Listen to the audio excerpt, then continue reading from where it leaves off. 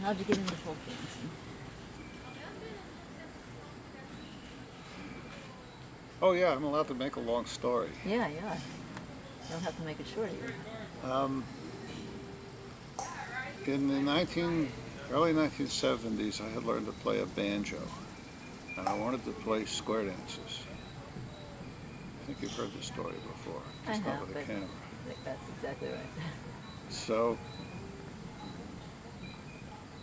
in college, I took a course called Folk and Square Dancing, because I thought, well, if I learn to do the dancing, then I should be able to play better music for it. And the teacher in this course didn't really know anything about dancing. It was teaching from a book aimed at fifth graders. And she did mention that there was a folk dance group in Richmond. People who, if you're really serious about this, you ought to try it out. So I did. And I found out that folk dancing was not square dancing. Although at this folk dance group they did some square dancing and contra dancing and ballroom dancing and a whole bunch of other things, because Glenn Bannerman, who ran the group, wanted his group to be familiar with a lot of kinds of dancing. But I found out that all of this dancing is fun. So I learned to folk dance. So at the beginning of it, it was a seasonal thing, and you had to join. You couldn't join in the middle of the year because I wanted the group to progress. So at the beginning, which was in November, you signed up, and then they had workshops to get all the new people up to par. And one of the workshops was on Macedonian stuff, and they went into the geography of Macedonia and the clothing and traditions there, which all boiled down to why they danced the way they do, why they walk the way they do, why they dress the way they do, why, all these things, how they all fit together. So there's a particular way of walking and dancing Macedonian, and they went into this. So then when I went back to my college class, and the teacher said, okay, today we're going to do a Macedonian dance. And I thought, okay, I'm on top of this stuff.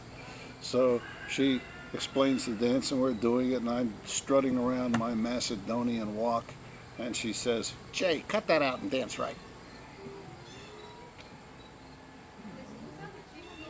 Anyway, I got into square dancing, and I got into contra dancing, and I got into folk dancing, all in 1975, and then went off into different groups that were more specialized in various things, like square dance groups and contra dance groups and folk dance groups. But I'm still doing that stuff. I don't contra dance much anymore. What is that? I don't enjoy it much anymore. Just got tired of it? You said something about things, it's changing? It's changed, and I don't like the way it's changed. So you went out to, you had talked about, you went out to California. Oh yeah, A little bit. in the late 70s, 1978, I took a semester in San Diego. And when I went out there, man, I thought I knew everything, because I danced for 3 years in Virginia. And of course I found there were a lot of, you could dance practically every night in San Diego someplace. And lots of people who were really, really good and knew a lot of dances I'd never seen, and they were much better dancers than I was, and I got even hooked more. Who were some of the teachers out there then? Or who were these people that inspired you to get hooked more? Oh, these weren't necessarily the teachers, these were just the dancers. Fred Bruni went out there and did a contra dance workshop in Los Angeles. And a lot of the people that were there I knew from the East Coast. They just happened to be there.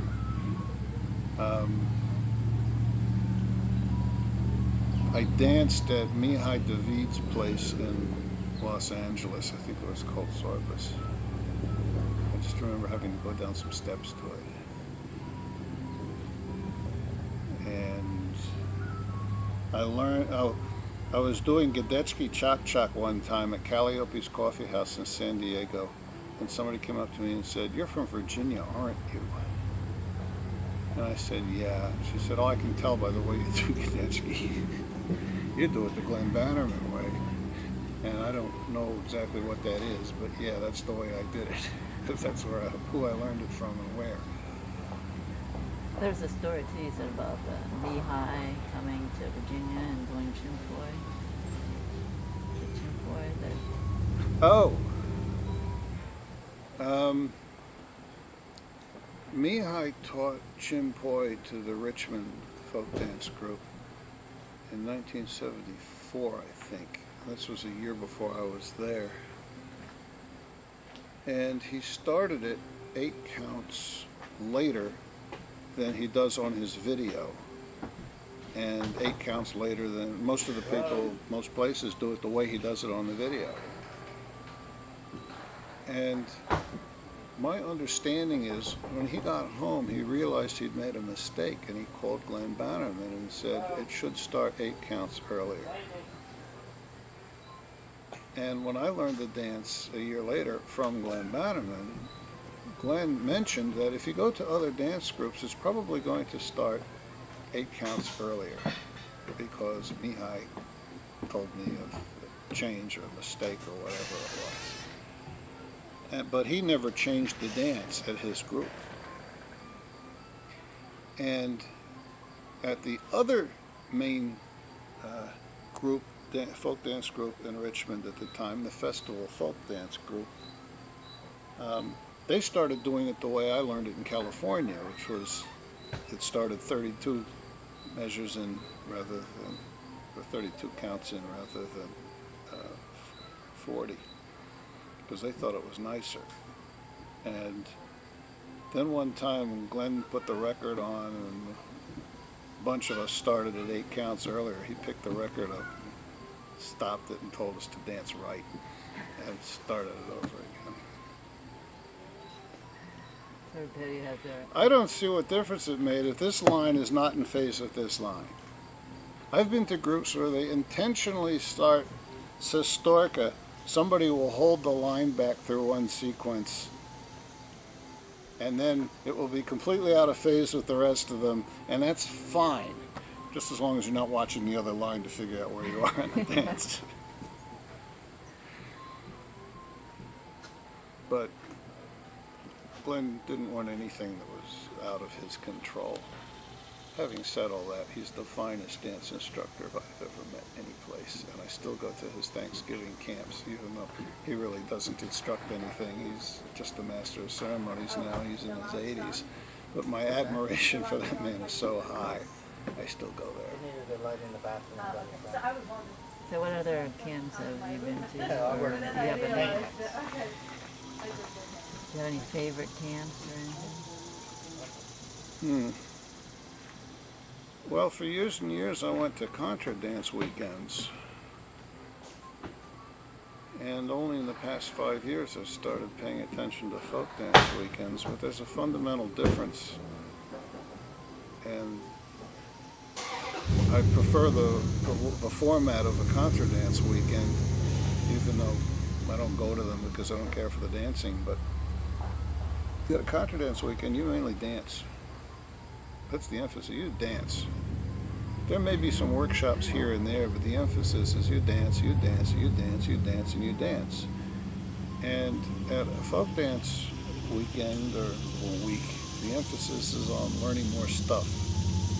They teach, they teach, they teach, and I tolerate and I tolerate and I tolerate, because I don't have a lot of toleration for teaching, for being taught. I just want to dance. And at McKemmy Woods, it tends to be, well, it's a short weekend, mainly one big evening, but it's a binge dance, and that's really what I want. I want to dance my favorite dances on the request list. I don't want a lot of teaching, and there they don't do that. They don't do much teaching. Or at the thing that Brandon Diamond does in Phyllis's basement that we sometimes go to. They teach a few things here and there, but it's mostly put in your request and let's just dance it until nobody can stand anymore. And that's really what I want. And then I come here and, well, in the morning you go to these workshops, in the afternoon you go to these workshops. I mean, that's what I don't really care for about folk dance weekends. I could go for the evening binge party, but the emphasis is on learning more stuff. And I haven't even learned all the old dances which aren't taught anymore, and I like them. I'd like to learn them. I still want to learn Daichevo. I don't know it. It's a great dance. Who brought Daichevo, do you know? Or No. No, I mean, most of the people here know it. Right, They've been dancing a long time. It was a dance that was popular in the 70s, maybe earlier. And they don't teach Daichevo or Chimpoi or Flora Chica or all these classics. Yeah. And if I come here and I learn new dances when I go home, I'll never see them again. The teachers at our group don't go to these things to learn them. You and Bill bring some of them back. That's a good step in the right direction.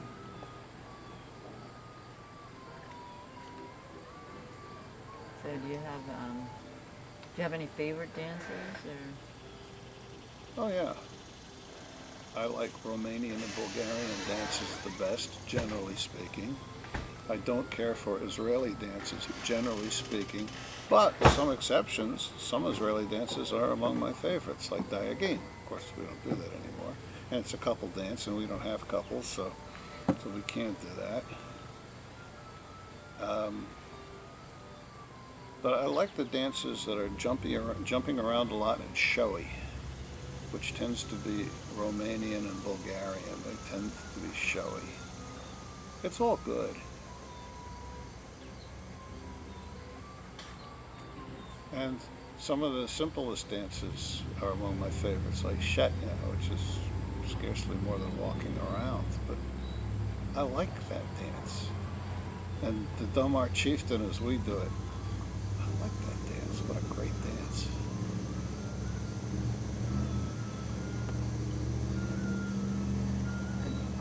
Do you have any ideas of how we could get more people or the younger generation or anything like that? Or do you think it's The problem, I don't know. Nobody seems to have a solution. When in the 70s, when I started doing this, there were lots of folk dance places. If you were in any city that had a university, there was a folk dance place. So I traveled up and down California. I stopped in Palo Alto and I folk danced. And I went to San Francisco and I folk danced. And San Diego and Los Angeles and I folk danced. It was everywhere. And occasionally I ran into people I knew that I'd seen on the East Coast. I ran into my college girlfriend at Palo Alto because she was at Stanford at the time. And, oh, hi.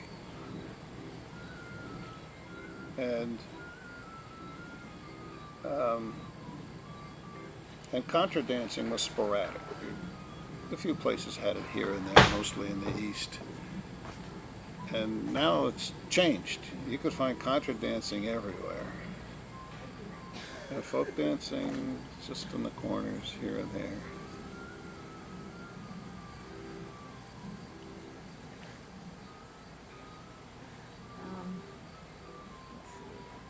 I don't know how you fix it. I'm not trying to discourage contra dance groups from starting and recruiting lots of people, but I don't know how you get people to come to folk dances. Now, you had mentioned that you started kind of because of your interest in the banjo. Have you done any more with, instruments, or did that ever just kind of... No, I did learn to play music for dances. And I've been in several contra dance bands. And I've played square dances, and I know the dances. And I played the banjo and the guitar and other instruments in contra dance bands. I mean, I did what I wanted to do there. I don't play musical instruments anymore, but I could. And as live music for dances goes, contra dances tend to have good live music wherever you are. there's plenty of bands that are very good. And here, there's live folk dance music that's very good. And there's a dance I go to another dance that I like a lot is the New Year's Day dance at Arden Guild in Delaware. There's a live band from Philadelphia. They're very good. The dancers tend to be at least my level or better. And it goes on all afternoon. And it's not requests, they have a program, but it's everybody's favorite dances. And there isn't any teaching, thank God. And then they have a potluck dinner, and then they have a contra dance afterward. And some of the folk dancers stay for the contra dance. I sometimes do it, I sometimes don't.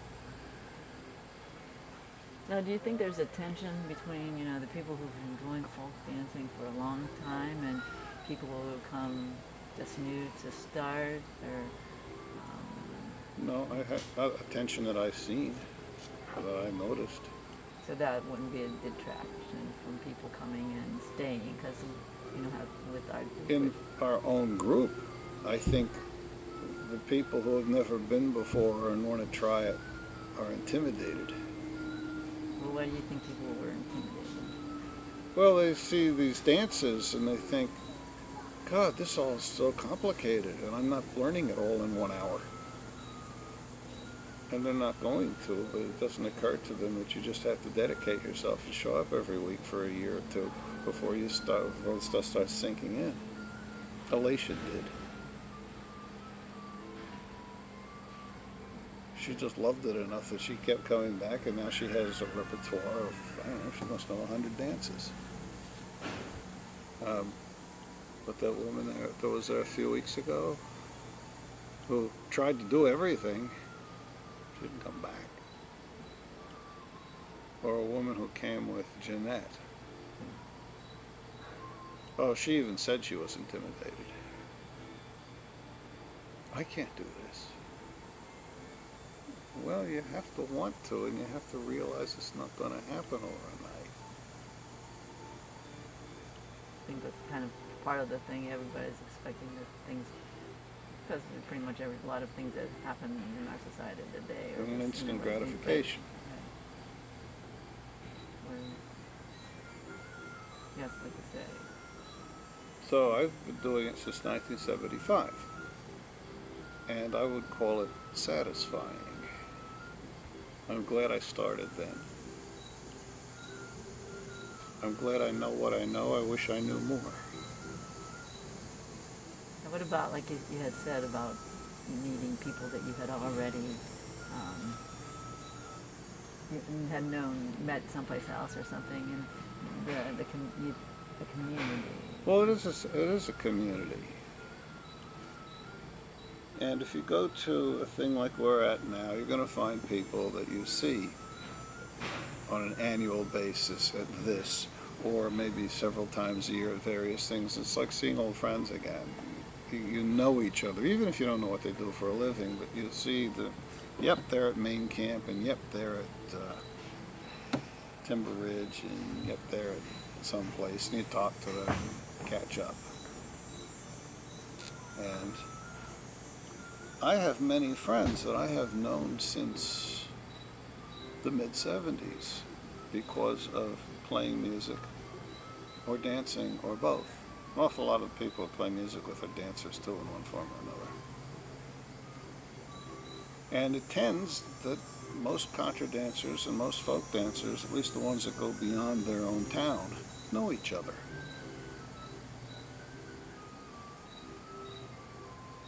I was talking about a Hardang fiddle lady. I'm sure everybody who plays one of those knows everybody else in the country who plays one of those things. I know a little bit about it because I tried making one once. I know the books and things, and I was talking to her about it.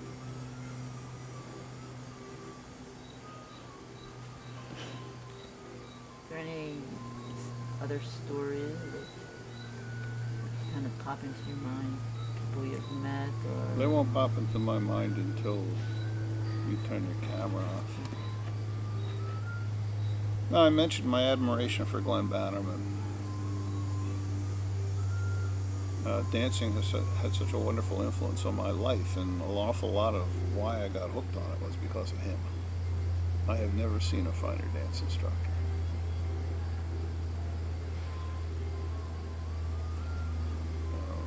Who else? I'm sure I'll think of people.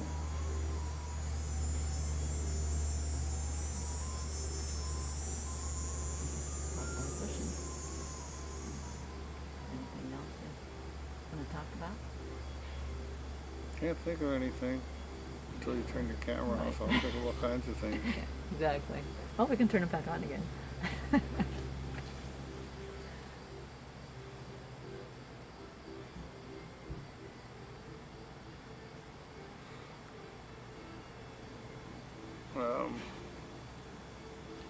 A friend of mine from when I was in college, when I met folk dancing, and we dated for a few years until she graduated. We're still friends, and last time I saw her was in 2010 in St. Croix at a dance. But she actually specifically called me up and said, "I'm going, why don't you come down with me?" But the people I met dancing a long time ago, I still know a lot of them.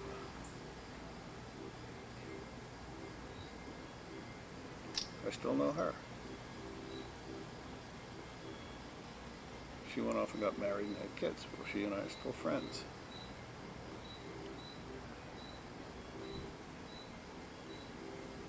We got college roommates that we met at the dances.